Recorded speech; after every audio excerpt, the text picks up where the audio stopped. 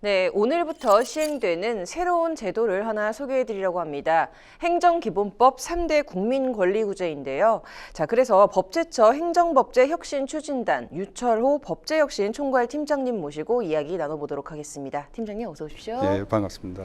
네, 자, 첫 번째 질문 한번 드릴게요. 자, 바로 오늘입니다. 자, 오늘부터 시행되는 이 행정기본법 3대 국민권리구제 제도, 이게 무엇이 있나요?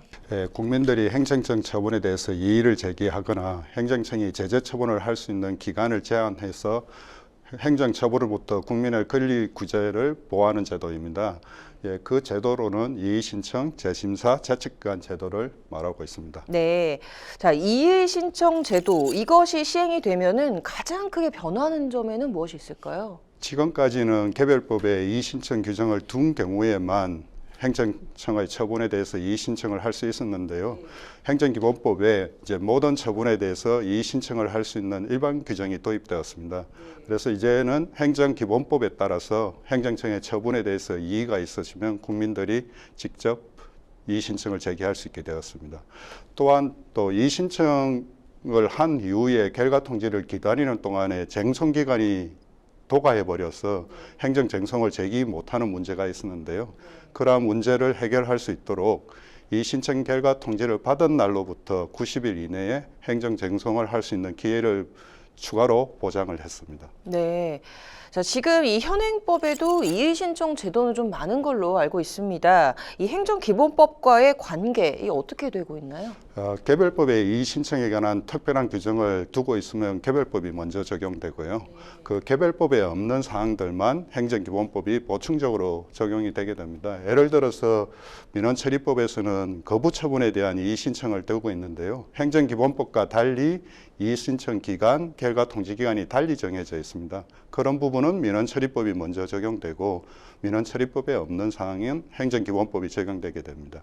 네, 그렇다면 이번에는 이 제척기간 제도에 대해서 좀 구체적으로 설명을 해주신다면요? 예, 그 위반 행위가 있은 후 일정한 기간이 지나면 행정청이 제재 처분을 할 수 없는 그러한 행사 기간을 제한하는 제도입니다. 네. 그래서 다시 말해서 그 법률 위반 행위가 있은 날로부터 5년이 지나면 일정한 처분에 대해서는 행정청이 제재 처분을 할 수 없도록 했는데요. 모든 처분에 대해서 적용하는 것은 아니고 영업정지, 취소, 철회 등 6가지 종류의 처분에 대해서만 우선적으로 도입을 했습니다.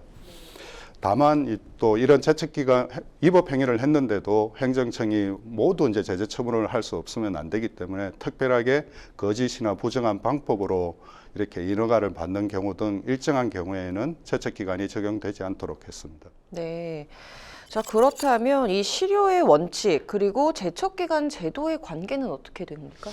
예, 말씀드린 재책기간 제도는 그 위반 행위가 있은 모든 처분이 아니고 6가지 처분에 대해서만 위반 행위가 있은 날로부터 5년이 지나면 제재 처분을 할 수 없도록 해서 그 대상이나 기간이 특정되어 있습니다.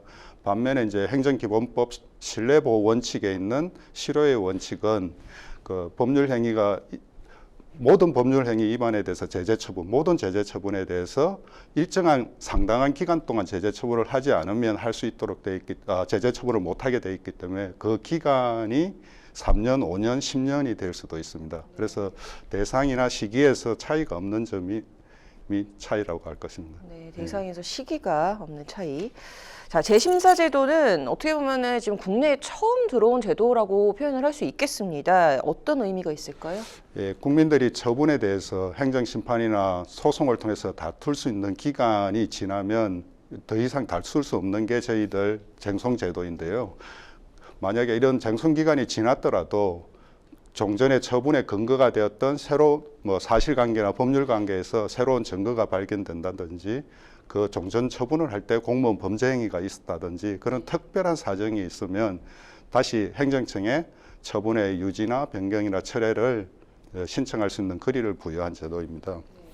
민사나 행사 재판에서도 재심 제도가 있듯이 종래에는 이제 행정청이 처분을 하고 쟁송 기간이 지나면 더 다툴 수가 없었는데 행정청의 처분에 대해서도 한 번 더 심사를 받을 수 있도록 하는 기회를 부여한 제도입니다. 우리나라에서 이제 이런 재심사 제도는 행정법의 종래에 없던 처음 도입되는 제도이기 때문에 그 제재 처분이나 행정상 강제 이런 처분에 대해서는 적용을 하지 않고요. 주로 수익적 인하가 처분의 거부 처분에 대해서만 적용되게 됩니다. 네, 주로 거부 처분이 적용 대상이다라는 말씀 해주셨고요. 자, 이 3대 권리구제 제도 이제 좀 처음 시행을 하는 거다 보니까 좀 아무래도 혼란이 좀 있을 것 같은데 현장에서 이렇게 좀 혼란 없이 잘 시행이 될 수 있도록 준비하고 계신 사항이 있으신가요? 예, 행정기본법은 모든 행정법에 적용되는 기본법입니다. 그래서 일선 행정에서 법이 집행되는 과정에서 국민들이나 공무원들이 혼란이 없도록 그런 부분은 그리고 행정기본법이 일선에서 잘 정착될 수 있도록 해설서도 만들고요. 질의응답 사례집도 만들어서 이미 좀 배포하고 제공을 했습니다. 또 특히 이제 이 3대 국민권리규제제도와 관련해서는 공무원들이 집행할 때 실수가 없도록 실무 안내 자료집을 만들어서 지난 2월 말에 배포하기도 했습니다. 그래서 그 실무 안내 자료에는 뭐 제도의 구체적인 취지나 내용, 그리고 다른 법률과의 관계, 제도 운영을 할 때 유의할 사항들, 그리고 국민들이 궁금했던 질의응답 사례들을 담았습니다. 네. 자, 그럼 앞으로 3대 국민권리구제 제도와 관련해서 좀 보완하고 개선할 사항이 있다면요? 그동안 또 공무원들이나 국민들이 궁금했던 사항들, 그리고 질의가 있었던 내용들, 그리고 학회에서 비판하는 사항들을 좀 보완적으로 검토를 해서 지속적으로 제도 보완을 해 나갈 예정이고요. 특히 올해 이제 행정기본법 개정을 추진하고 있는데요.